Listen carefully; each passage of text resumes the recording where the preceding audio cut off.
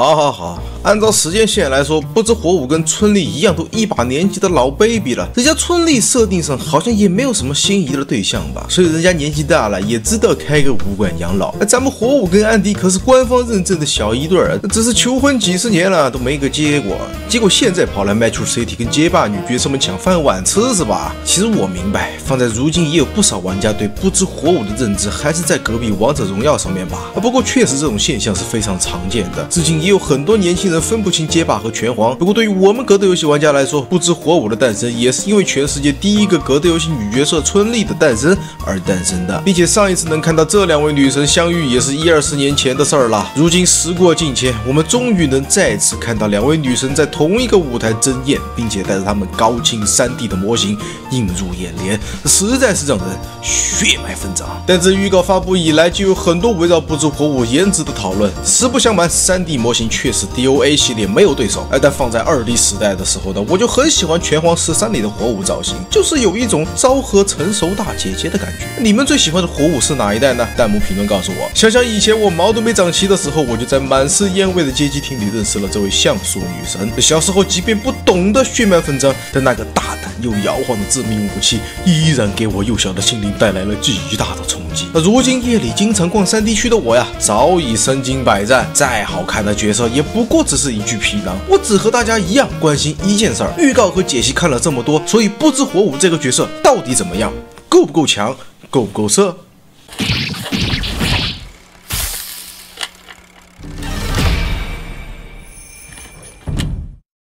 为了尽快赶上这波热度，我目前也是在没怎么做功课的情况下，快速的玩了几个小时的火舞，止步在了1550分。并且游戏下线后呢，立马去翻阅了职业玩家们的高手对局，做了一个粗略的分析，大概可以说说目前我对火舞的理解。完播率考虑，先揭晓我的看法。我认为不知火舞就是目前G86里掌管控场能力的神。不知火舞总体拳脚都比较优秀，常规角色该有的长距离牵制和进攻拳脚都有所具备。其中他的蹲轻攻击看起来比一些角色更长，更好带入小连段。搭配慢8走击都能有非常不错的推板效果。战中拳也是例会中非常实用的拳脚，不仅判定远，还能取消任何重版本的技能。不过目前玩下来不建议瞎按这招啊，因为肉眼感觉这下的被打判定没有想象中那么好。如果你够自信的话，重拳不仅可以拿来带入连段，还能捕捉对手的收招。它的6阵技逻辑简单理解就是加强版的阿鬼中拳，因为他们背防都是-3，可一旦打中阿鬼是+3，不知火舞这是+5呀。这意味着你在抢蹲攻击的时候能拿到更多的帧数，不管出的哪种康都能复读一个下中拳，取消其他重版本的技能。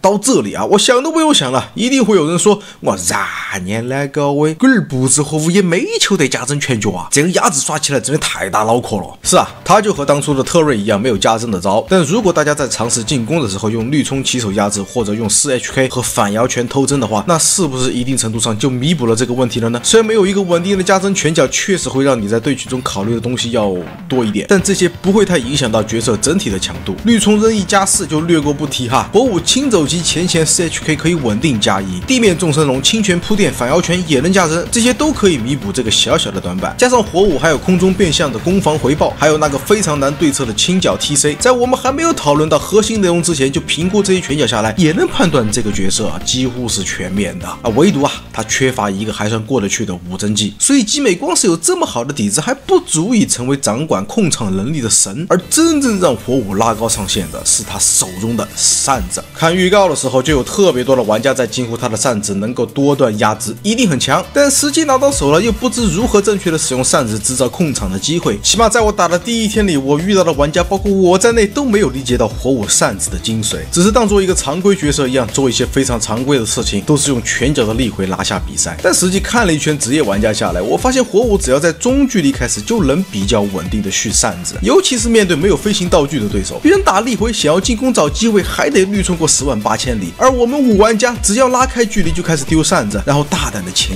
或者绿冲。续满的扇子具备飞行道具的判定，即使面对波身对手想办法抵消掉了，你还能 OD 扇子起手，对面基本上也只能往后或者消极防守。一旦成功丢出扇子，就意味着再不利的对局都在这一瞬间做了攻防转换。就算每次你都用 OD 版本起手，那么也算是3个拉稀的龙卷风的青春版呐，3次进攻总能拿到机会和血量的。更别提那些没有飞行道具或者动作慢的角色，丢扇子进攻的同时再留意一下对手的跳入，基本上就没有特别多需要顾虑的东西。然而这个几乎可以零成本攻防转换的招式，才是造就了不知火舞强大控场能力的表现。另外给各位新玩家们稍微科普一下哈，不知火舞须的扇子在你使用不同版本的情况下，坠落的高度也有所不同，这意味着你可以根据对手不同的防守习惯来选择不同的高度做进攻。然后例会中呢，其实不太建议太过于依赖他不蓄力的扇子打波身，因为即使是轻攻击也能抵消掉你丢出来的纸飞机，而有些时候能歪打正着抵消掉你的扇子，反而让你自己陷入了困局。所以千万别依赖普通的扇子当飞行道具使哈。当然，如果找到机会拿到红 buff 的情况下就不一样了哟，不仅有了飞行道具的判定，还保留了普通版的速度。例会中你可以选择绿虫跟波直接强压，也可以继续续扇子拿到更好的帧数。在持有红 buff 的情况下，招式不仅判定更好，可以接更多的后续，反摇拳、扇子和空中变向的备防帧数也有更好的优化。除了慢8走击备防好像是没有变化的，但我目前判断下来，除了我说要打大伤害以外，更多用在扇子控场上面，我想性价比会更好一些。目前为止看下来，不知火舞似乎好像是一个非常吃经验和熟练度的角色，可能放在很多玩家眼里，他的操作难度评个分的话，我想一定会往难的方向去评估。但如果各位视频只是看到这里的话，那大家可能都会这样去想。但实际上，不知火舞可以玩的不用那么带脑子，它也有很简单粗暴的玩法。这里就不得不提到常规角色都有的3板斧了。首先是洛普头，它和特瑞一样，前都是+3，而且你在板边前的时候，实际上那个距离非常微妙，稍微往后走一点点，对手就投不到你了。一套晃拆下来，很有艾德在板边投人的味道。然后压起身上面，火舞绝大部分情况下都可以让对手乖乖站好，即使板中的正头也能绿虫大臭脚喂他嘴里，然后确认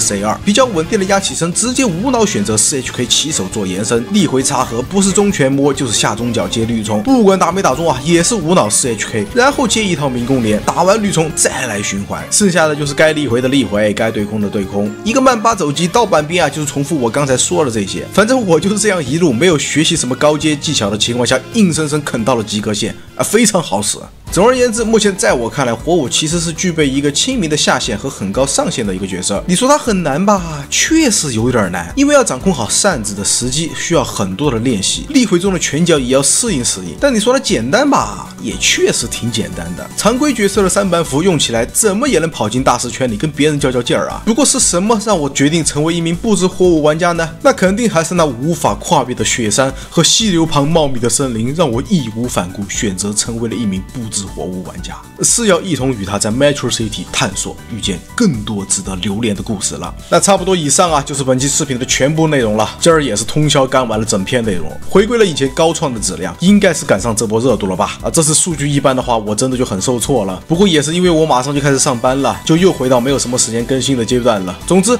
后面还有很多有趣的故事，希望大伙儿能给小弟一个小小的3连奖励一下。我是秃头，一位草根艺术爱好者，我们下期再见 ，Adios。